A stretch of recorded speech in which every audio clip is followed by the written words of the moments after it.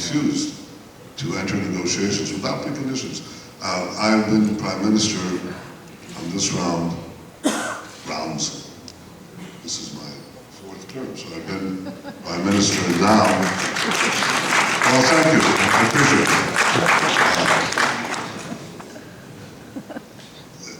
It requires some effort, but it's nice to have that recognized early in the morning. I have been Prime Minister, this is my fourth time, third consecutive term, and I have asked from day one to negotiate without preconditions with President Abbas. After all, our situation is complex, not easy to solve. On the one hand, I don't want a binational state. I don't want to govern the Palestinians. I let them rule themselves. On the other, I don't want to have territory that is in their power to be used as another state, the Iranian state, to attack Israel, as has happened in Gaza, as has happened in Lebanon after we left it. This requires an arrangement of arrangements of recognition, of demilitarization by us. I mean, I'm the foreign minister and I'm going out on a limb. I'm telling you, it's not going to be done by Austrian forces. Okay? It's just not going to happen. The only force that can assure continuous demilitarization in the foreseeable future are the security forces of Israel, which is complicated, but essential. By the way, essential not only for our security, but essential also for Palestinian security. Because you saw what happens when we just walked away from Gaza. Militant Islam walked in, and Hamas, with the backing of Iran, kicked out the Palestinian Authority in no time.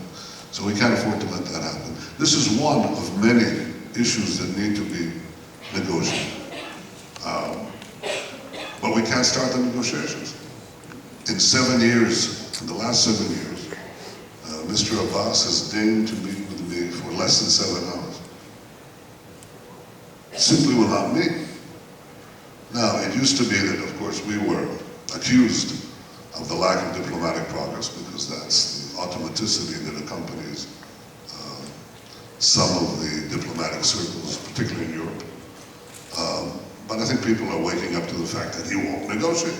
And because he won't negotiate, we can't get negotiated progress, and I think that's the essential format to do it. I have no preconditions for entering negotiations, but I have very solid principles with which to conclude negotiations. And the first thing is the Palestinians will have to finally recognize the Jewish state. They cannot ask for a nation state for themselves and not accord one to us. After all, we've only been here about 4,000 years. Some connection to this land, to this city.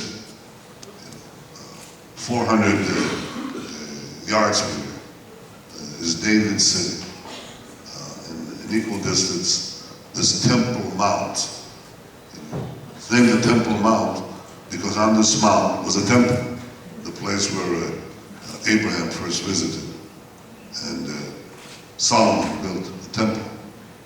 And Jesus overturned the money tables, money changers tables on that temple. That is all of this from Solomon's time to the rise of Islam, preceded Islam by 1,500 years. Temple Mount. We have some connection, modest, to this land, to the city, to this mountain. And yet we recognize that there are other people here and we're willing to forge a peace. So we need to sit down and discuss the issues of mutual recognition and real security and demilitarization. And if we can't do that, because of the persistent Palestinian refusal that is never admonished by the leading forces of the international community, and therefore Abu Mazen has no incentive to enter negotiations. In the absence of that, then, look, we have 3 goals. 1, political. 2, security. 3rd, prosperity. What we cannot do politically, we can at least do for security and prosperity, and we are doing it. I've not taken a toll on the Palestinian population in recent actions. We've kept the workflow going. We didn't shut down the territories. We're doing everything in our power to target the Palestinian killers themselves. By the way, we're doing that rather successfully. There were 85 terror incidents, 85 terror incidents with 95 terrorists participating in it. We killed or captured 89, that's nearly 100%, and we'll get the remaining. Are you considering unilateral